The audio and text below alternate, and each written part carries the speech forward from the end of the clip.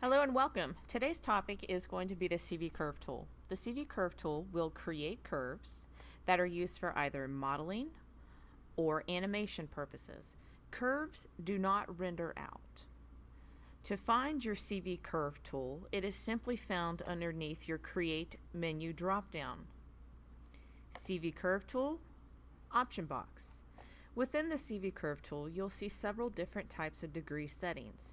Anytime you see the word that says linear, that means that the curve that will be created will be hard and faceted, meaning it will have sharp edges. 3 cubic will be rounded and arced. 2 will be linear, hard and sharp and faceted. 5 and 7 will be nice and cubic. The most commonly used type of degree settings is 1 linear and 3 cubic. Whenever creating any of these curves here, you must always add 1 to the digit you see listed within the curve settings. So for example, to create a 3 cubic curve, we'll set our settings to 3 cubic, and let's just go into our top camera and draw out a CV curve. Now a CV is a type of component that makes up a curve. A CV is offsetted from the curve and does not give much of a localized control, but does give you control over changing the shape. It's just not placed locally onto the curve. And CV, of course, stands for control vertex. Once you have clicked on and created enough points to create this curve, you simply just hit enter to complete this curve.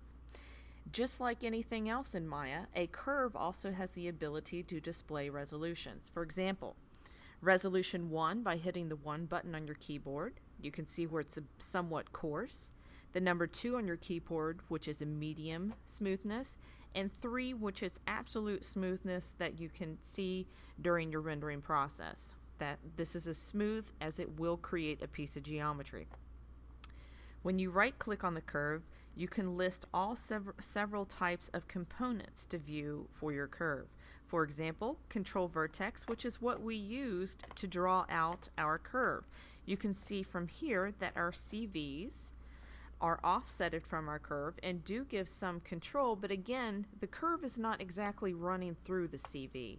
So it gives a little bit more of a challenge to control this curve. Go back to object mode. Let's go ahead and delete this curve and let's redraw it again. So I'm going to go to Create, CV Curve Tool, option box. I'm going to make sure it's set to 3 cubic.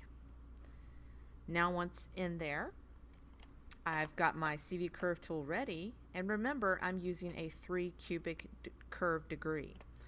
So meaning that if I were to draw out a shape, I'm going to hold down my X for snap to grid and place my points nicely. Hold down Shift to do the next CV completely parallel from the previous.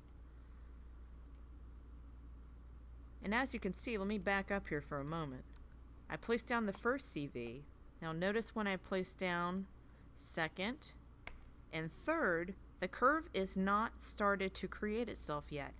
Remember, you have to add 1 number to that degree setting. So you need to have at least 4 CVs to create a CV curve.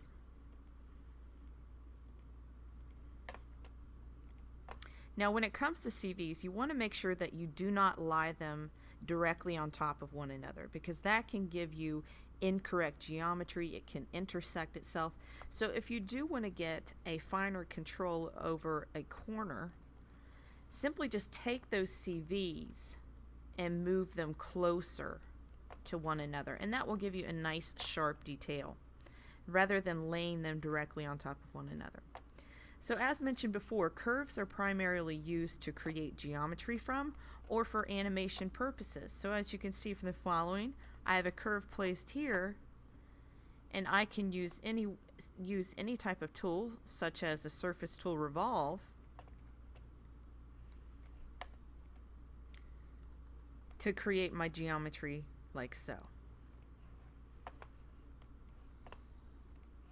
That was the CV Curve tool. Thanks for joining us.